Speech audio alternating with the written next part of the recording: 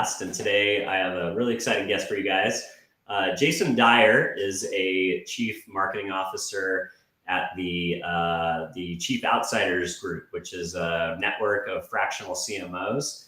And he has a really cool, interesting background, and we'll get into it a little bit today. But what I love about Jason's background and doing the research on him today is he's got most recently experience launching a B2B brand, experience being a high-level marketing exec at American Heart Association. So he's got philanthropy experience or nonprofit experience. Then prior to that, he launched a CPG food brand in and around the celiac category or gluten intolerance category. So that is a pretty awesome, well-rounded marketing background, somebody that spans 3 of the 4 possible sectors. The only thing he hasn't done is work for the government. So I'm pretty excited to talk to Jason today. Yeah, nice to be with you. Thank you, Dylan. Yeah, you got it. So Jason, obviously I just teed up your intro a little bit. I'll also throw out there full transparency. We work with Chief Outsiders on Amelia Beauty and ancestral supplements, and we're in the Orange Book. And we love these guys. They're great partners, and it's always exciting to talk to another outsider. So Jason, as we hop into your background, obviously I hit on the top 3 most recent things that you've done, but anything else you want to tell us about your background before we hop into the questions today? Only that the beer thing is not over. I'm actually currently working with a brand new brewery to bring gluten-free beer.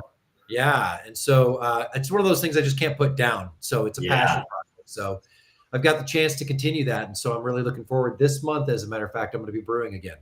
Wow, that's awesome, man. Well, look, I am coming up on 10 years sober, so I'm a huge consumer of non-alcoholic beer, and just have been amazed at the explosion of the category. I never got to try a non-alcohol or a gluten-free beer when I was still drinking beer, but the non-alcoholic side of things is completely just chock full of amazing options with really low carbs. I'm actually interviewing Ted Fleming, the founder of Partake, tomorrow on the podcast. And he's got a really great line of non-alcoholic beers that are down to like 25, 30 carbs. So yeah, you want to jump into it and tell us a little bit about why you decided to launch that venture, and would love to get the update on it. Yeah, I think in short explanation is I'm a celiac. And so I was a home brewer.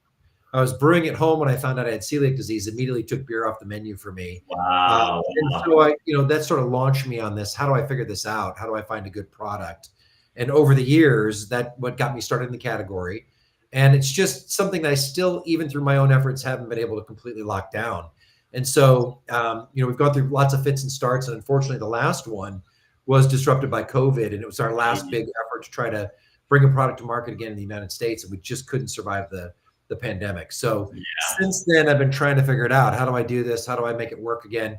Found a new partner, someone I used to work with, actually, who already has an operating brewery. He's interested in a gluten-free product for his brewery. And so that gives me the opportunity to do it again. So we're going to bring a gluten-free product to market. Yeah. So how have the options been so far? Like, have you guys gotten to sample like stuff that you've been able to taste? Like, what's the user experience like? Yeah, for the most part, if it's a gluten-free beer, I stop short of saying it's not very good. What it's not is what you think of if beer if you're a regular beer drinker. So, there's actually quite a few brewers out there that make really good products with sorghum, with rice, with millet, with buckwheat, and they're very interesting, but it's not quite the same flavor profile that beer drinkers are used to. So it's different. And in my case, of course, I was drinking beer as an adult when I found out I couldn't have it anymore. So I find those to be poor substitutes. But the process that we've developed is, the way I would tell people, it's kind of like decaffeinating coffee. We go in and we grab that one offensive protein that has nothing to do with flavor or color or foam, and we take it out, and the beer is effectively the same, except now it's safe for people like me. So it's, if you're a celiac like me, it's life-changing. If you just ever wanted a beer, this is going to be a beer that actually tastes the way you remember, only it doesn't offend our system. I love it, man. That's awesome. Yeah, my niece is celiac, so we spend a lot of time with my brother-in-law searching out restaurants that are completely gluten-free, and it's a great experience. I actually I probably have a sensitivity. I just am not willing to get tested and like actually give it up yet. But Sure.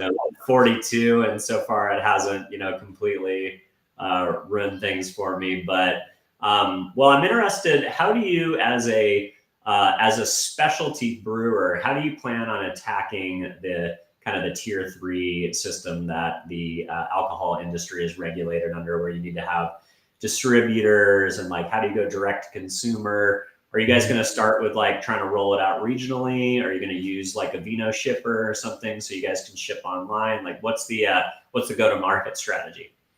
Yeah, the first thinking is, of course, we're going to self-distribute, because the brewery here locally already has a footprint. It's actually growing.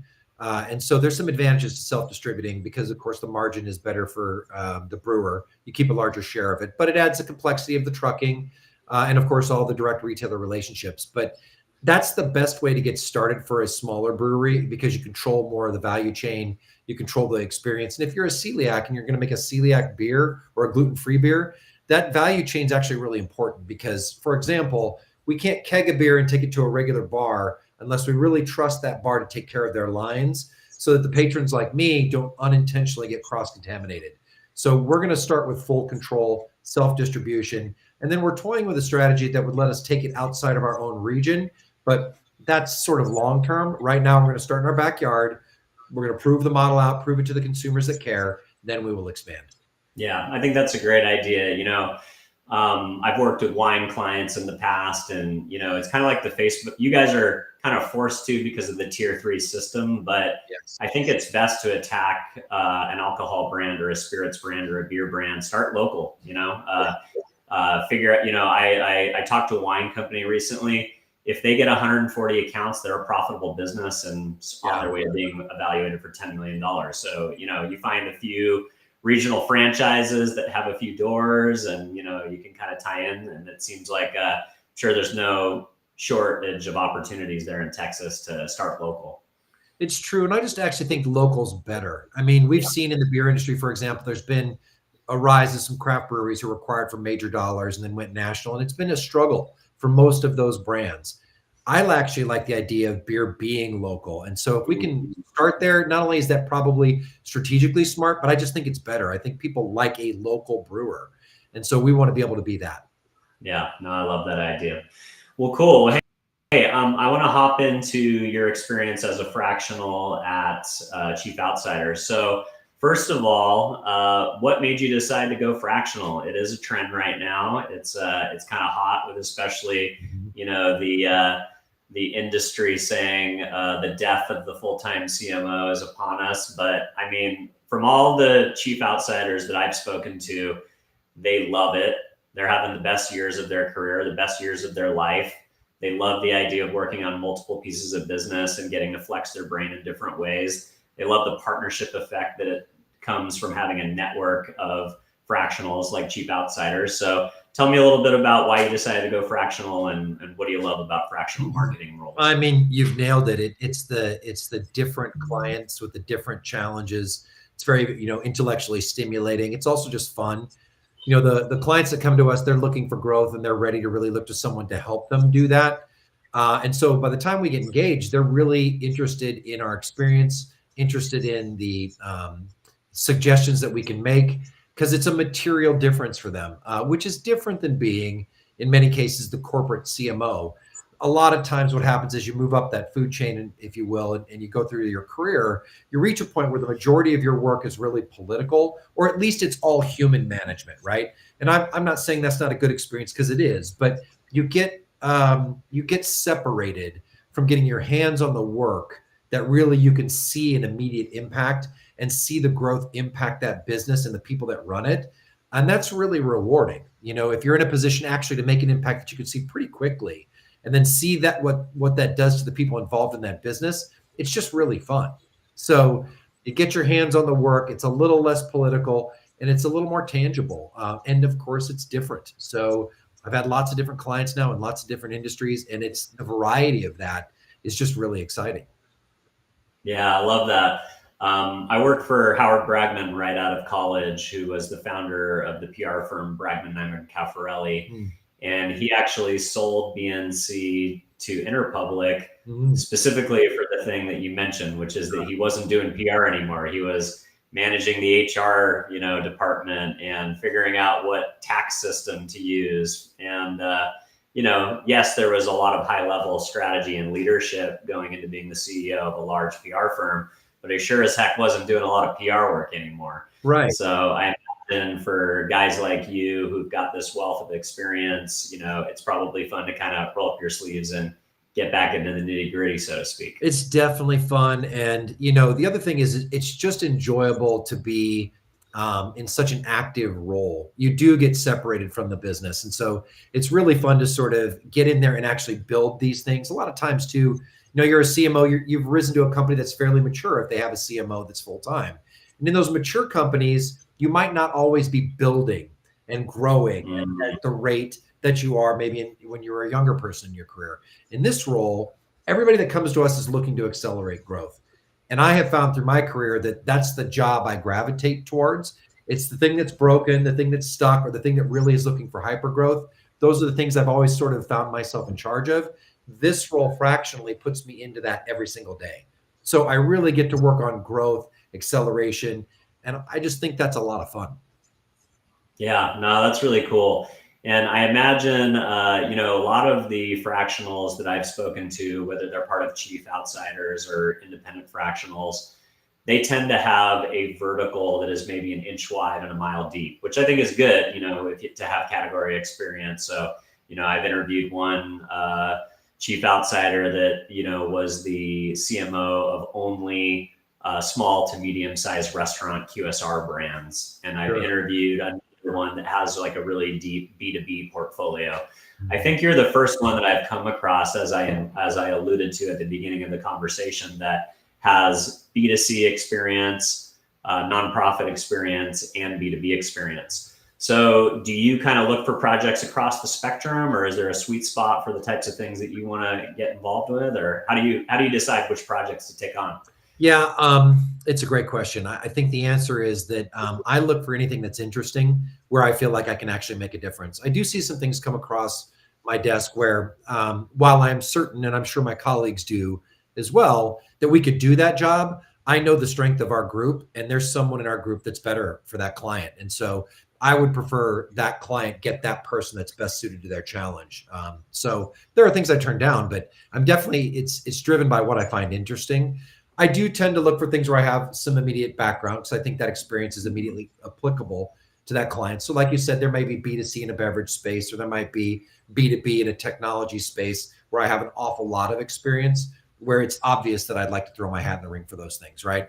But largely I'm looking at what I find interesting. I suppose I tend to gravitate towards anything in a technology space just because that's the bulk of my experience, but it's been technology B2B and technology B2C. So I don't limit myself that way. But if it's technology, I do tend to get a little more interested. Yeah, no, that makes sense. So I couldn't help but notice when I was doing the research on you this morning that we are both fellow Sigma Chi brothers, which is something that has come up at least one time on the podcast before. I had the pleasure of interviewing Keith Kroc, who is the grand president of Sigma Chi at one time, grand consul. Yep. Also the founder of Ariba, which sold to SAP for, I think, $4 billion. Good for him. Launched DocuSign, chairman of Angie's List. And not only that, but he's been, in major roles in our fraternity and has really given back a ton. I can, say that Sigma Chi is probably one of the formative things in my background that led me to the career that I've been able to have, whether it's from lessons that I learned through running a small business in college, essentially by running the fraternity, whether it was seeing the power of the alumni network when I got out and got involved in alumni chapter life and giving back at the national level, to just Sigma Chi's that I've networked that were willing to give me a leg up or become a client, stuff like that. Sure. I was wondering if you had any similar stories, from your, you were a chapter president, I think I read somewhere. I was never front table, but, I did a lot of things, but would just be curious if you have any interesting Sigma Chi stories to share along your career trajectory. Yeah, I mean, honestly, for me, it was a hugely formative experience. I suppose, like many people, I went to college. I wasn't exactly sure what I was getting into. I wasn't one of these kids that came out and knew the whole time I was going to be a CMO, and that's what I was aiming at. So, Sigma Chi provided me a lot of structure. I think a lot of people think of the fraternity, there are stereotypes, some of them are negative, but one of the really big positive ones that I don't think it talked about enough is the leadership training that a fraternity can offer you. So I came in, I ultimately became consul, and the process of not only the organization representing your fraternity on campus, as well as really leading a group of young men to achieve things that are in the fraternity's aims. What a great training ground. I can tell you, I worked into my career and levered the experience of understanding the organizational principles, understanding how to influence people, and how, in fact, to be a part of that process with them, as opposed to maybe thinking of it from a top-down perspective. So a lot of the management things that I brought to start my career came from Sigma Chi. It's really fascinating for me right now because my son is a Sigma Chi at the University of Alabama, and he's just become a chair. Yeah, and first of all, as a dad, it's one of the coolest things ever. It's something I always hoped for, and I'm lucky because he found the right fraternity for him, which luckily was our fraternity, and now he's taking leadership roles. And what's fascinating is he's calling me and he's saying, gee, Dad, this is actually quite hard, or gee, Dad, what a great experience I just had. I had to do all of this work, but then it worked. Right. And this came to fruition, and I got to see how that works. And so I'm seeing from a different chair the impact of that leadership training ground that the fraternity is on my own son. And I'm really grateful that he's there.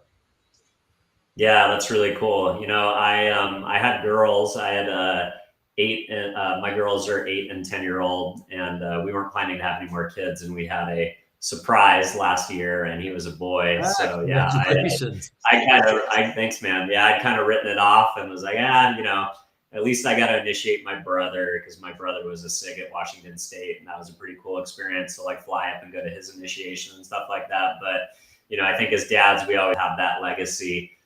So yeah, I'm looking forward to having that same experience someday, hopefully. But yeah, just going back to some of the things that you talked about.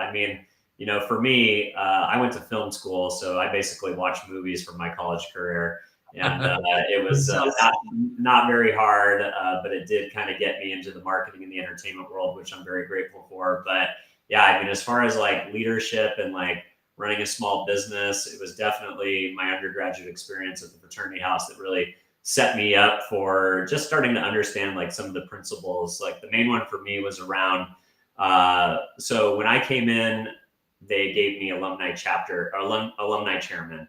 And prior to me coming on board for alumni chairman, our version of alumni weekend was basically buy a keg, put it in the backyard, and if people show up, they show up. It was literally no effort. And, the alumni kind of knew we were just a bunch of, knuckleheads, and they put up with it, but we just didn't do much. But when I took over, I basically had 3 business cards in my room, and it was kind of the typical thing, right, where alumni would show up at 2:00 in the morning because there was a wedding in Santa Barbara, and they got to hair up their butt to go out to IV and kick down the doors and say hi to guys. But whatever, I had 3 business cards. That's the only alumni that I knew. I inherited no database, nothing. And I emailed those 3 guys and I said, hey guys, I want to start by just getting in touch with everybody. So can you guys give me the email addresses of all your friends? And then they did. And then I did the same thing. Wow. And by the time I left, we were back in active communication with 600 of our 1,200 living alumni. And then just weird stuff started happening. Guys would drop off pool tables, and guys would send us checks out of nowhere for no reason. And it was okay, wow, there's something to this idea of just if you build it, they will come, so to speak. Sure. And by the time I left, I nominated our very first 2 significant SIGs, Eric Fenoy, who is an Olympic gold medalist for beach volleyball, Brett White, who is the CEO of CB Richard Ellis, and Brad Dewey, who was the president of Napster back when Napster was a thing. And it was pretty cool. And then we also had our 40th reunion while I was still an undergraduate, and we got to get all of our founders back in a room together before some of them passed away. Wow. That. So that's fantastic. Yeah. So it's cool.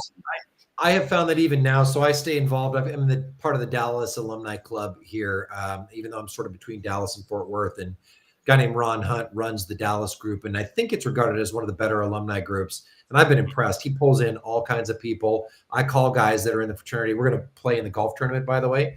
I don't know if you remember L. Wayne Tucker, who was Grand Consul a few years back. So he was local. He was from here in North Texas. And so we're starting a golf tournament in his honor. And the first one, I think it's May 18th. So any SIGs that are out there in the area, May 18th is going to be the first one. And so I stay involved, and I found the network to be fantastic. Yeah, that's amazing. And are you the guys that do the wild game dinner where you guys shoot all the animals? No, I think it's Houston that does it. They just had it, and a bunch of guys from here went down. Yeah, I hear that's an experience. I feel like I need to go someday. The photos look great. So that's awesome, man.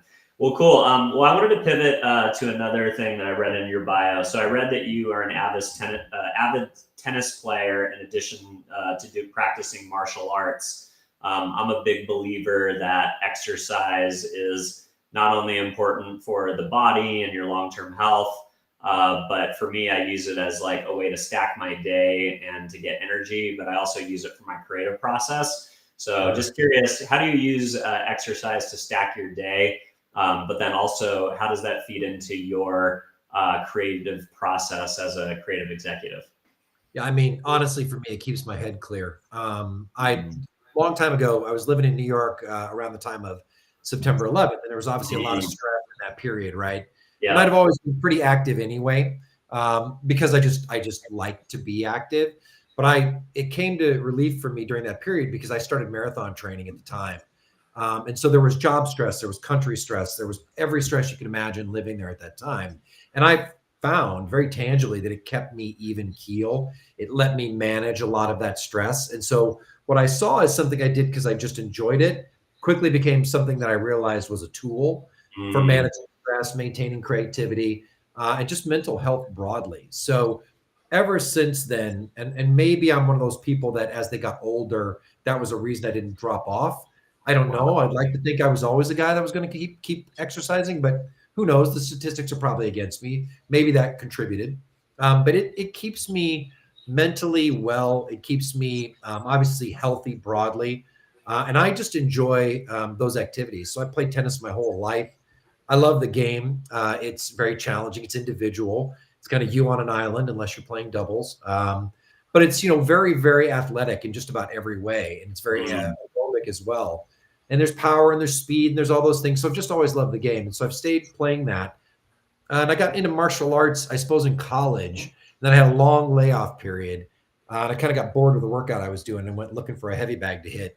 Found my way in a gym. And 5 years later, I'm a purple belt in Brazilian Jiu-Jitsu. And I go, and I really, really like it because it scares the hell out of me. It's unlike anything else I've ever done. It's extremely humbling, but at the same time, it generates a lot of sort of calm self-confidence too. I mean, there's something about putting a lot of life stress into relief versus, a 300-pound guy trying to choke you. So kind of evens that out a little bit. Yeah, I love it. No, that's awesome because I didn't know that you were going to speak to jiu-jitsu specifically, but I'm also a blue belt in jiu-jitsu. Hey, all right, that's mine right back there, sitting on the let's go. Yeah, nice. Mine is, mine's in the office somewhere. I've been thinking of cutting it off at the stripes and like putting in some kind of a mount or something like that.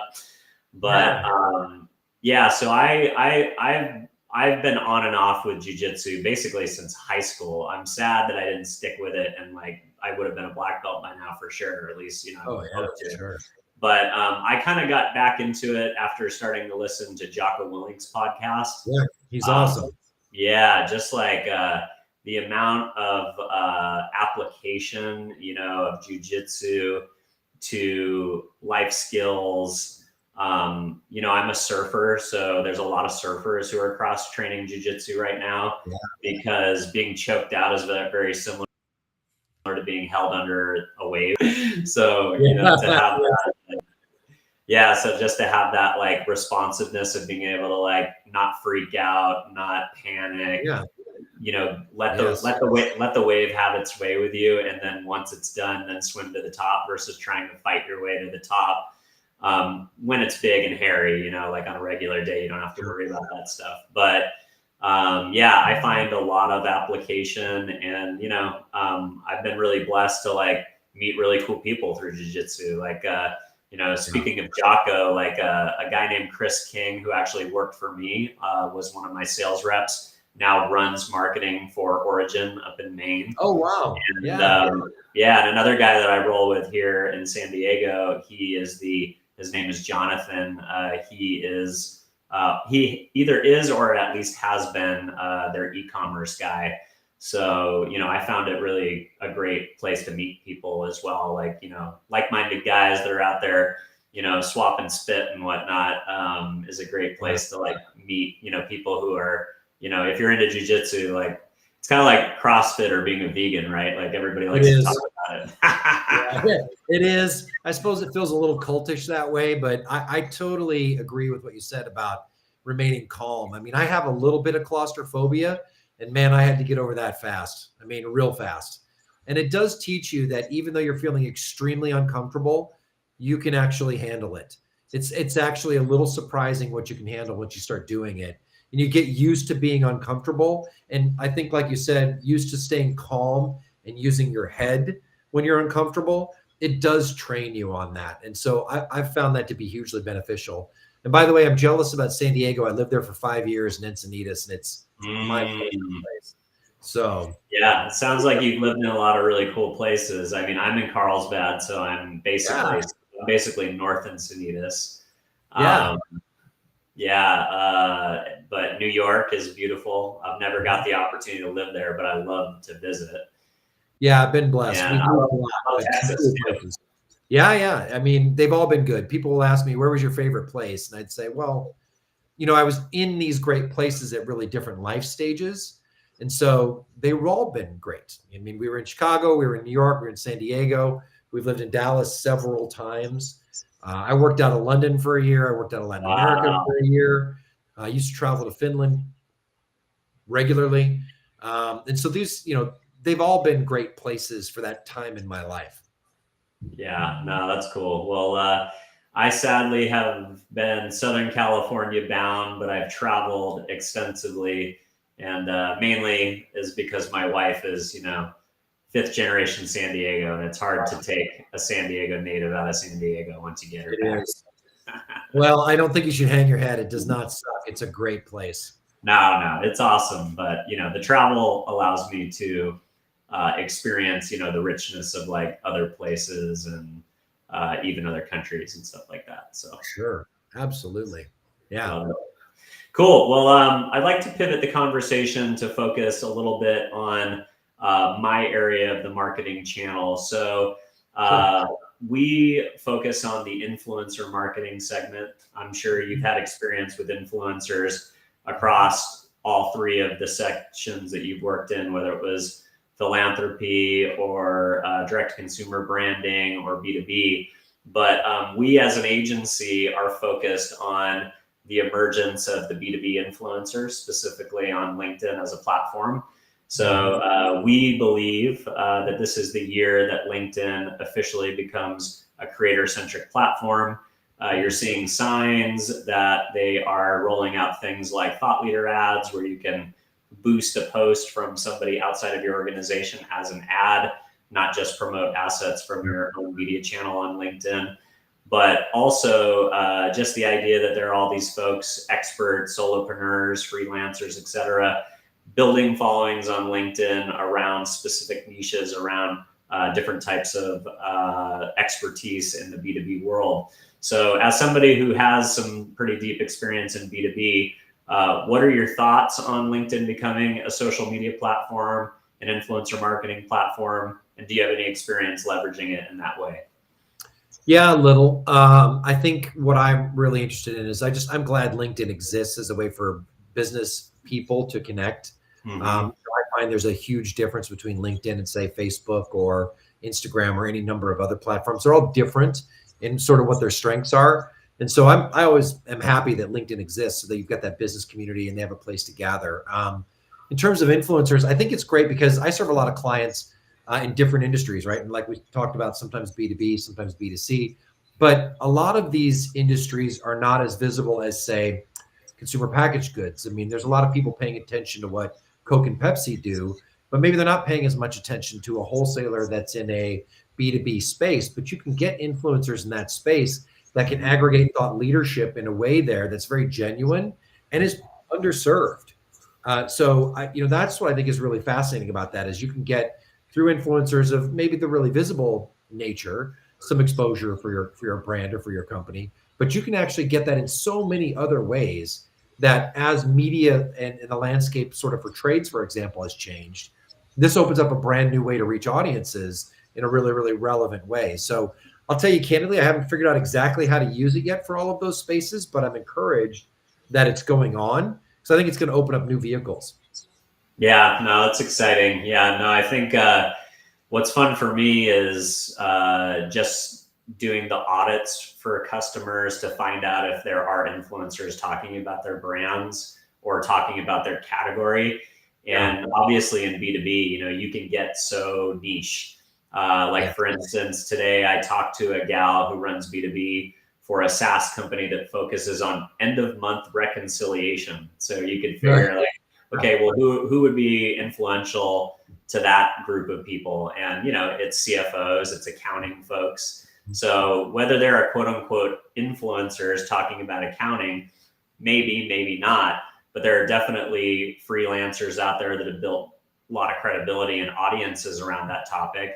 And there are even professionals that might be inside of those target accounts that have built credibility and authority around those topics that can be leveraged. So another one that I thought was really interesting was a SaaS company that's going after strategic planning professionals. And we found some really influential people around something that we thought was going to be maybe a little bit too specific. There was still some folks that had audience around that. So yeah, it's early days, but I think you're going to see a lot more of this in the coming months and weeks. So we're pretty excited about it. Yeah, I mean, I really see that as making a lot of sense. I mean, because I have, again, clients in some very tight niches like you're talking about, and this gives you a campfire for those people to gather. One of the things that Chief Outsiders does that I think is one of our greatest aspects is the group of CMOs and now CSOs is really good about sharing their expertise. And so we do something called a peer review for our clients where you reach a point with your client where either you're stuck or you just want feedback. I can gather 20, 30 of my colleagues from various industries and expertise, bounce an issue off of them and get feedback. LinkedIn's good for that for guys like us, right? Our guys and ladies and men both, really, who are trying to find colleagues over a particular topic. But the challenge that you find with that is, if I called you, you're busy, you have a full-time job. Maybe you're really into beer and so am I, but I've got to ask you to put that down to talk to me about beer, even if you're passionate about it, right? Well, Chief Outsiders peer reviews, I don't have to have that problem. They're already willing to help. Influencers on a given topic, again, and people that follow them and opt in, they're already willing to help. They're already willing to converse over that, right?